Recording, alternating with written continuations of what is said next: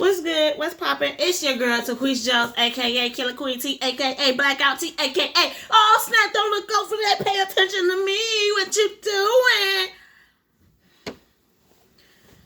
So my plan was to get up early this morning and make a video. That was my plan. Or later, whatever the fuck I had planned. But what happened was this. I woke up to the police sirens. And that shit went on all fucking day. And then when I thought the police was gone, somebody wanted to, blast music. And I was like, I guess so, cause it's hot outside. Ooh.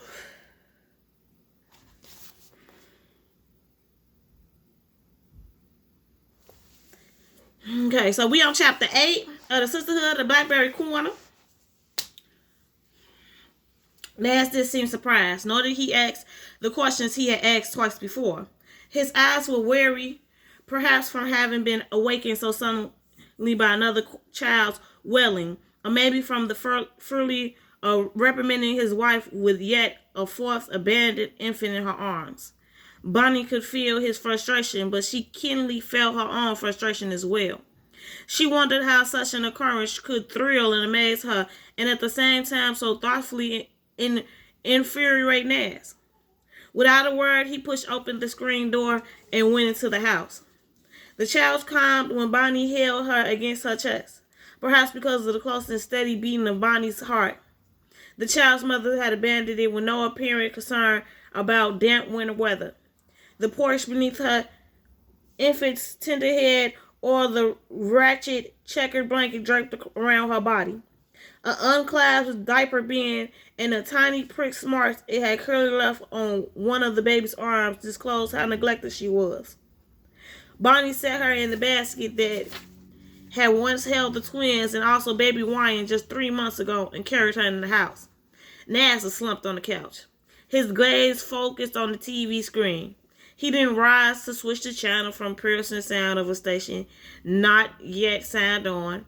He watched the virtual lines rise like the ending credits of a movie. Bonnie settled in the armchair across from him with the basket in her lap. Folks know we care, she said, addressing his anger. I can surely think of a worse lot in life. Nas didn't respond. His eyes stayed fixed on the TV. What is so wrong with helping a child in need? This is too much, she said. This is too damn much. I ain't got no control over folks dropping their babies off. We turn that child over to the law, and I guarantee you this mess will stop. Or maybe another baby dies, she argued. Oh, hell, Naswan. There's a big difference between mother that abandons her child and one that kills it. Maybe the only difference is me, she said quietly. You and Jesus, he spat. Bonnie Wilder and Jesus Christ. Bonnie refused to take up the argument. Nas was angry. And he was angry. And when he was angry, the man was impossible to reason with. Bonnie suddenly carried the child into the kitchen. Nas stayed on her heels. We have a good life, he argued. But all this is getting in the way. Ain't in my way.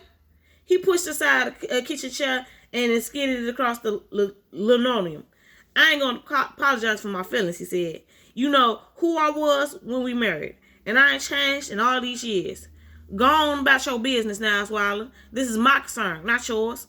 I'm going about my business, he said. And then I feel bad by leaving you alone with all this. Jesus gone, man. She stood her ground, even if she knew the rift between them was gone. I got plenty to keep me company. And what about Dewey? And asked Thorin. My friend Dewey will be visiting in a few weeks. This child ain't got not a thing to do with your hunts or your basketball buddies. You do what you want to do. Bonnie reached to the cabinet for one of the 6 baby bottles she had purchased when the twins came. She filled a pot with water, placed it on the stove, and put the bottles inside to sterilize. This ain't no home for kids, he hollered. And these babies, they gonna keep coming. They gonna keep them coming. I just know it. Bonnie held the sleeping child. She knew he was right. But unlike Nas, she prayed that this will never stop. I ain't gonna do this no more, Nas called. Either we take that child to the church, she insisted, or we take it to the law. Your choice. I won't do either one, she said. Nas kicked the bottom cabinet with his bare foot. Bonnie jumped. The baby's eyes snapped open and she began to scream. I don't understand, he yelled. It's just decent, she called over the crying. That's all it is. Bonnie set the baby in the basket. It might be decent, he said, slipping into his shoes by the door, but it's also against the law. I don't believe that's true. I told you once, and I'll say it again here, Testy. You don't know what you're doing here. Damn. Just go on, ass Wilder. Bonnie snatched a set of tongues from the drawer. Ain't got to be studying me or this child. Hey, Wilders, a voice called from the front porch. Bonnie felt her heart stop at the sound of Deputy Pan's voice. Her eyes locked into her husband's. Say that, Bonnie. Nice, Pan yelled as he knocked on the wooden frame of the screen door. Where y'all at? Bonnie pleaded sadly with her husband. She pointed her head toward the door, beaching him to go out and talk to Pan on the porch. Come on in, Nas called. Bonnie thought about taking the baby and making the dash for the bedroom, but knew that Pan had already heard the child's crying. Morning, all, Pan said as he walked in and removed his cap. Hey there, Pan, Nas said. Jiminy Bonnie said, forcing a smile. What brings you our way this early on a Saturday? Nas asked. Pan slanted his head as he looked at the baby in the basket.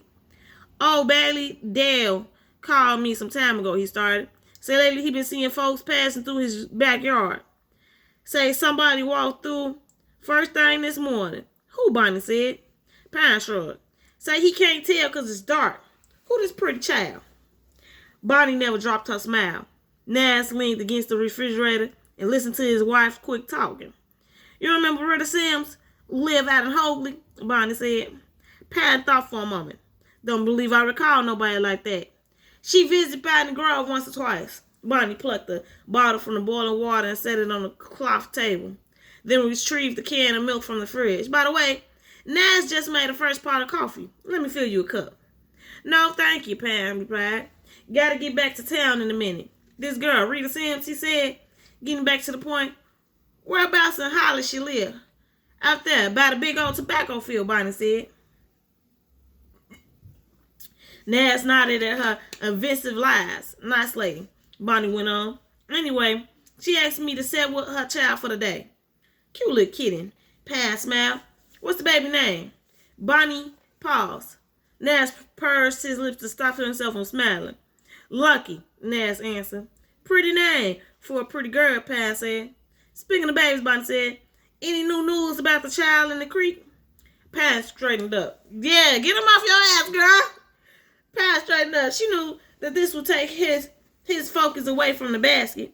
The fact that the sheriff's office didn't know any more today than they knew 8 months ago was a sore spot. It made Pan, a man who took pride in his job, look weak and incompetent.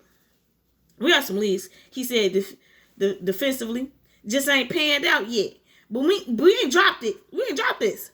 We gonna find out something sooner or later, he said. Bonnie talked her back on the man as she filled the bottle with milk. This child in the creek man started.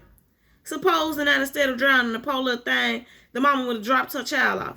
Say at the sheriff's station or the firehouse. Or I don't know, he said. Maybe even some ordinary person.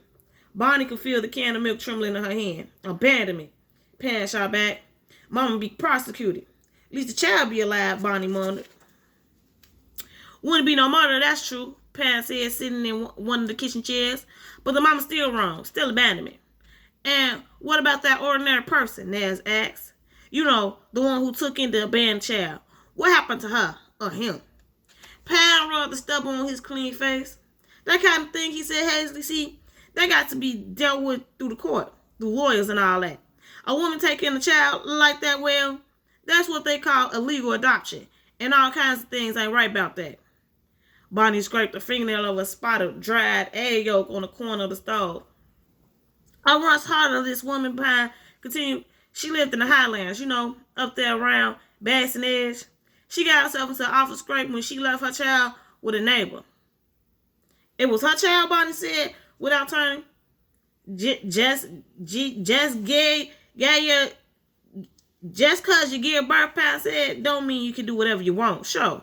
He chuckled. How many times have you heard of mama or daddy? They man say to their child, boy, I give you life and I can take it away too? Ned nodded. Surely heard things like that. A mama can't hurt a child just because it's hers, Pound said. And you can't leave a baby either.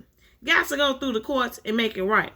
The woman I was just talking about, well, she come back after a couple of years to say hey and see how the child was doing.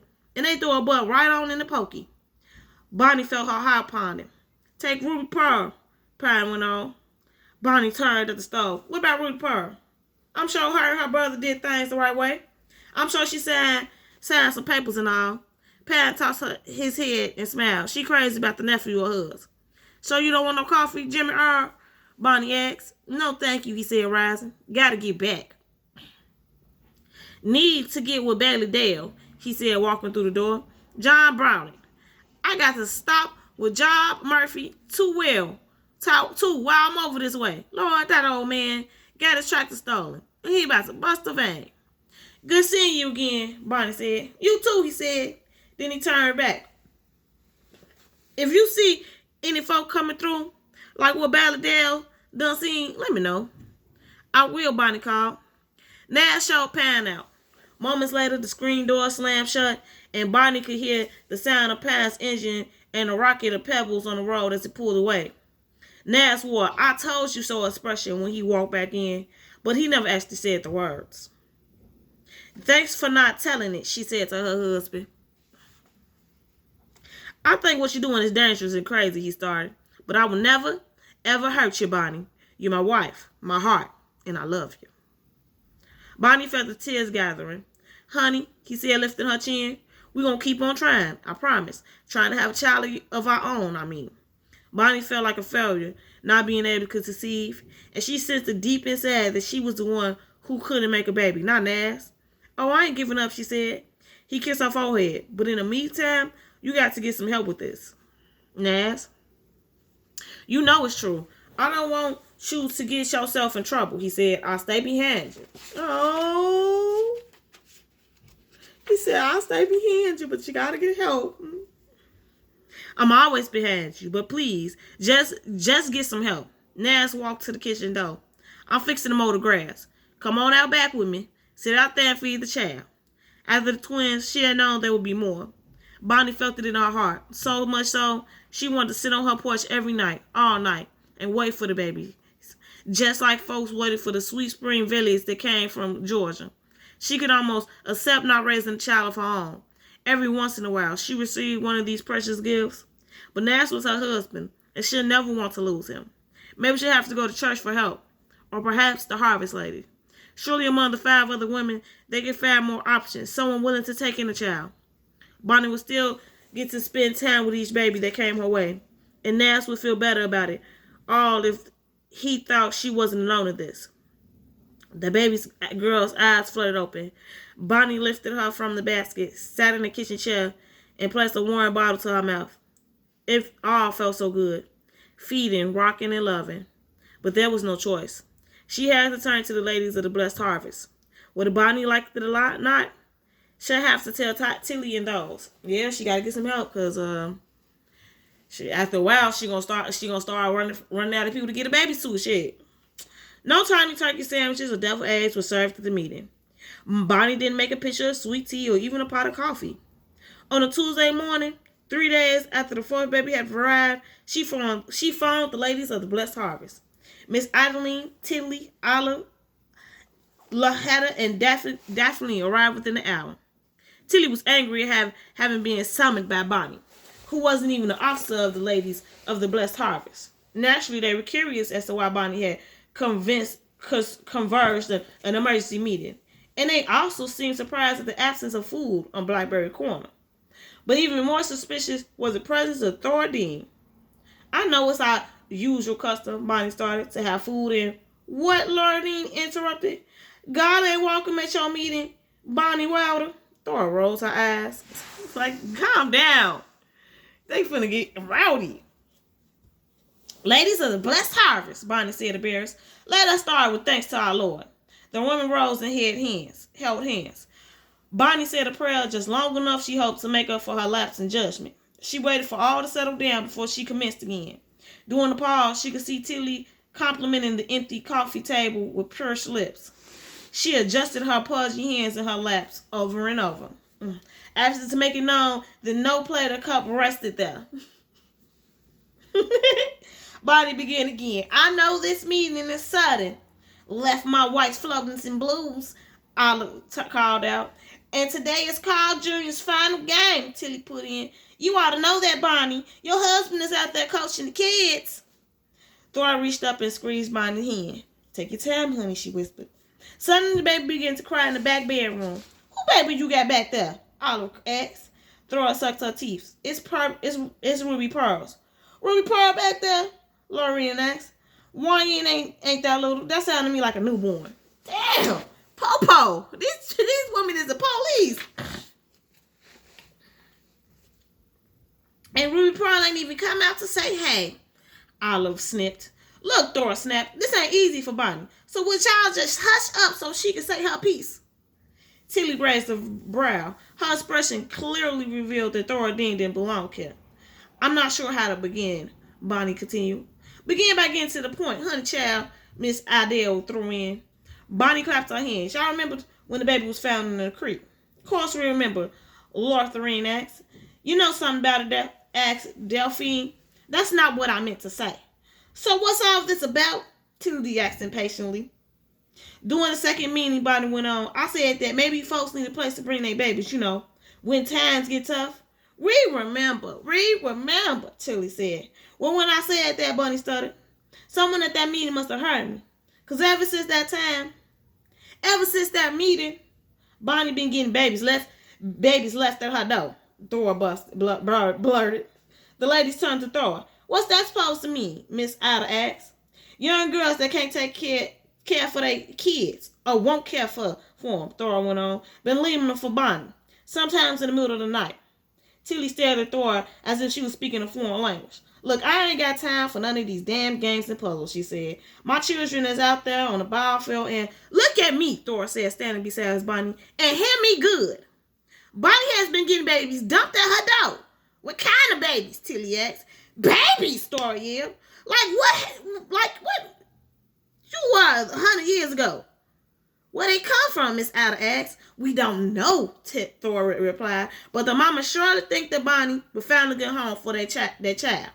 We believe, Bonnie cut in, that one girl heard what I said at a meeting and, well, things just snowballed. You mean to tell me, Tilly started, that the mama just dropped her child here? These girls think Bonnie's house is some kind of safe place, Thora said. She got 4 babies over the last 3 months. 4 babies, Tilly said in shock. Delphine gasped.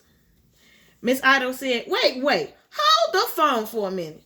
4 girls done come to this house. 3 girls, Bonnie replied. I got a set of twins. Mercy me, Daphne said. And where these babies at now, said Tilly. Ruby Pearl took one, Thora said. I knew it, Tilly exclaimed. I knew there wasn't no damn brother. I told you. Didn't I tell you there wasn't no brother? Bonnie watched the woman try to observe the news. Baby Wyan, Daphne smiled. If that don't beat the band. A woman up in the Hensel took the twins, Thora said. Miss Idle's mouth dropped open. What woman in Hensel? A friend of Ruby Pearl's, Thora put in. And how y'all know she could take care of these kids? Because we met her ourselves, Thora said. Damn. You have all the answers.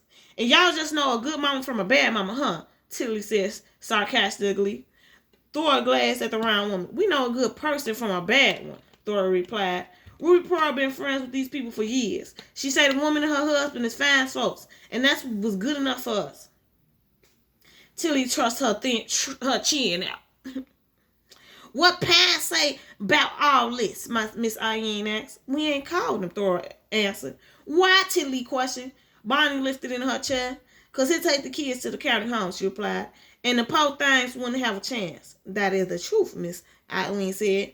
You say there was 4 babies, Tilly said. Bonnie laced her fingers together and sat them in her lap. That's why we decided to come to you all, she said. I never thought that I gotten 4 babies. And every last one of them is a blessing to behold.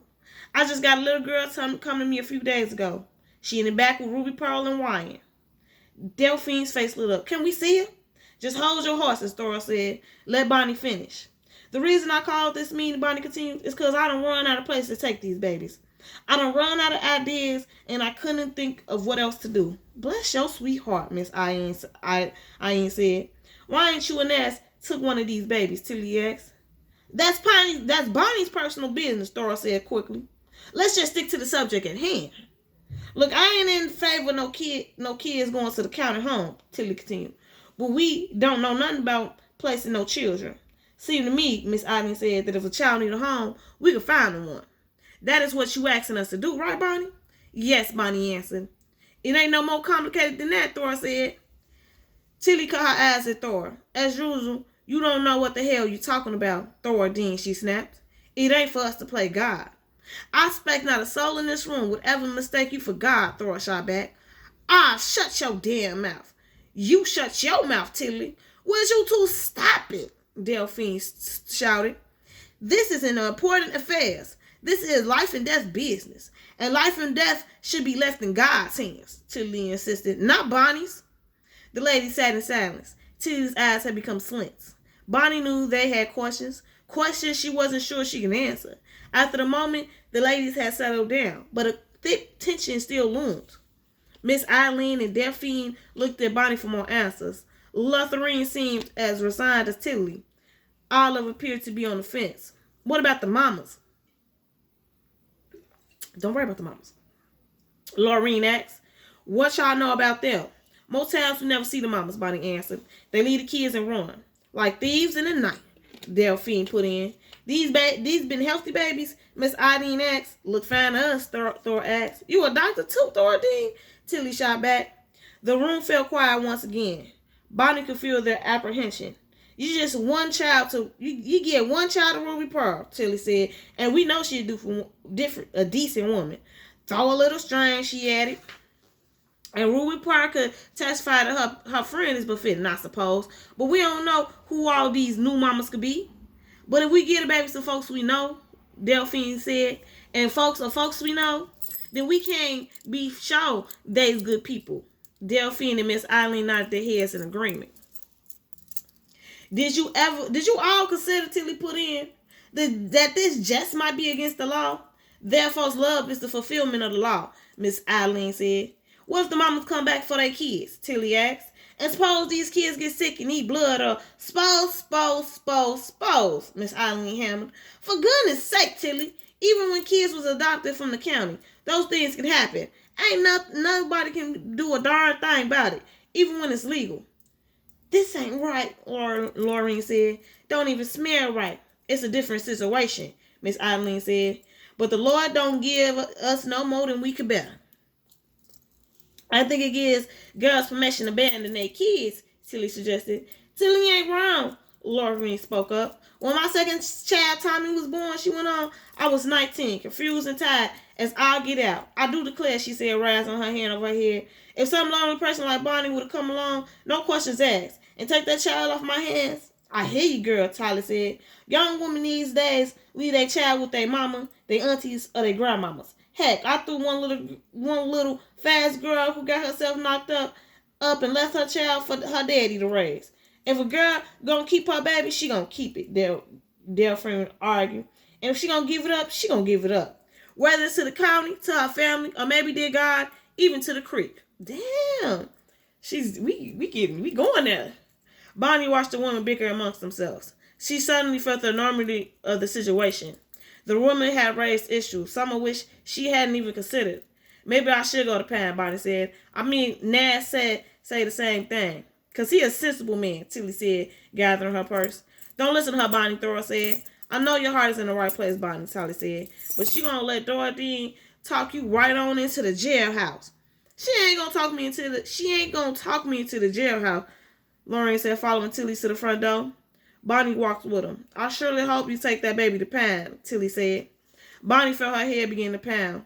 I'm sure I do that, she said. But then again, I want to ask that you and Laureen keep this quiet. My name is Bess, and I'm out of this mess, Tilly assumed her.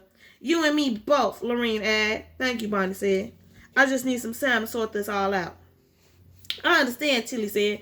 This ain't no small happening, but you smart, and you'll do the right thing. Tilly gave Bonnie a quick hug, then she and Laureen left. Bonnie walked back into the living room, feeling as confused as she did before she invited the Harvey ladies over. She wondered if anything had been accomplished other than putting her business in the street. Miss Adele, Olive, and Daphne were quiet. They seemed as perplexed about the situation as Bonnie. I expect I will take this baby to Pam, Bonnie said, falling into her chair. I won't mention the other three kids, but Tilly is right. Miss Eileen looked at Bonnie thoughtfully. You know what I think, honey? She asked. Bonnie kneeled at her temples. What? I think Miss Eileen started that the onlyest thing bigger than Miss Tilly's Monroe's mouth is her fat ass. Miss Eileen, Bonnie gasped. Thora laughed so hard she nearly fell from the chair. Come on now, Miss Eileen said. Everybody know it's true. She ain't lying. Olive laughed. The older woman expression grew serious. All I'm saying, sweetie, she went on, is the Lord picks his helpers. He picked you. And I'm so glad you picked me.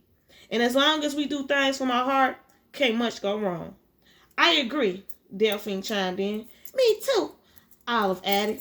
Plus, Tilly just plain jealous, Miss Adele said. Jealous because these kids ain't come to her. Jealous because she ain't the boss of things. And what about Lotharine, Bonnie asked. The woman all grown to one. Little lapdog? Olive yelled out. Godfrey just got more of a mind than she do. Sniff after Tilly like the woman got roses grown out her butt. The ladies laughed. I say good riddance to both. Thora flashed Bonnie and looked at her and said everything will be fine. There's this woman I know, Daphne said. She lived down in Tucker and will do anything to get hold of one of these children. And my cousin Chester and his wife, Miss Ada said excitedly. They stay in Georgia and got 2 kids, but they take a child in need. They surely taking every dog and cat they come their way. Bonnie had never seen a woman this engaged, and it had to be with more than decorating cupcakes and tacking a bigger brick on the hems of skirts. And equal to their desires to help was their need to do something important, something big. We got to keep this thing quiet, y'all, Thora said. How we gonna explain these babies when they come along? Delphine asked. If any more come along, Bonnie said, this might have just been a fluke. All 4 of them. A blessing, Miss Eileen said. Seemed to me, Olive said, that we gonna keep the whole thing out of sight. Not even your husbands can know, Thora added. Clabbit don't notice nothing that don't come on that damn TV, Miss Eileen said. Same Wally, Olive agreed. And if a child come again, Bonnie started. When? Miss Eileen corrected. When they come, Bonnie said, we gonna figure a way to move these kids. Quiet and fast, Thora said. We all live along the creek, Delphine went on. We use that path.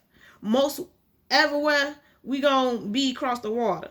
Sometimes we take the long way down Highway 19 past Old Ginger Run, around where I live, Miss Eileen said. Bonnie suddenly recalled Daddy Warble's story about the footpath behind Blackberry Corner. Maybe it really was part of the on-the-ground railroad. And if so, perhaps it could be used again. Bonnie watched the woman plan. She hadn't realized how very clever they were. In the past, they planned it had to do with the church socials, school projects, menus, and sitting at dinner parties. Bonnie's own life had been consumed with similar purposes. Y'all know I'm good with a needle and thread, Olive said, so we ain't got to buy no baby clothes. And I could use my nursing skills, Miss Eileen put in. Wasn't never no resident nurse, but I surely checked temperatures and stuff. Bonnie suddenly felt so hopeful. Like maybe this all could work. At the very least, she felt like she wasn't completely alone. And what we gonna call ourselves, Miss Eileen asked.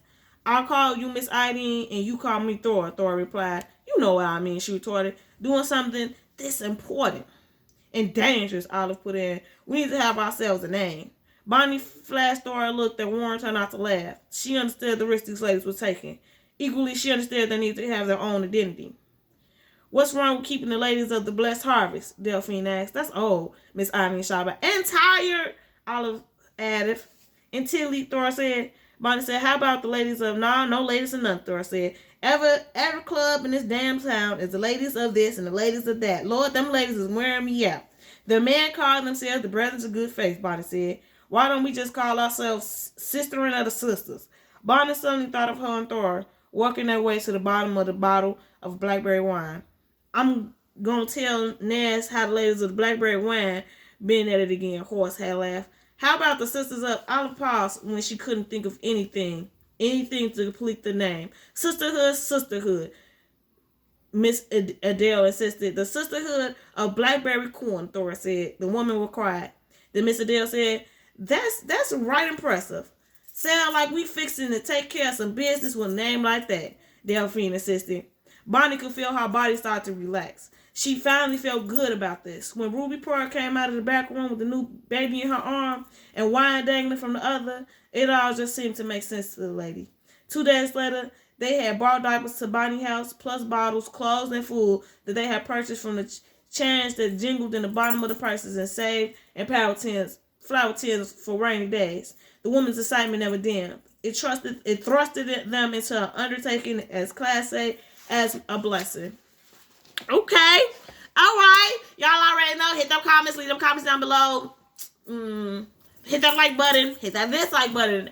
At this point, hit that. If you don't like this, just let me know you don't like this. Like, you could be a fan, you could be a bird, or you could be a troll. It's all up to you.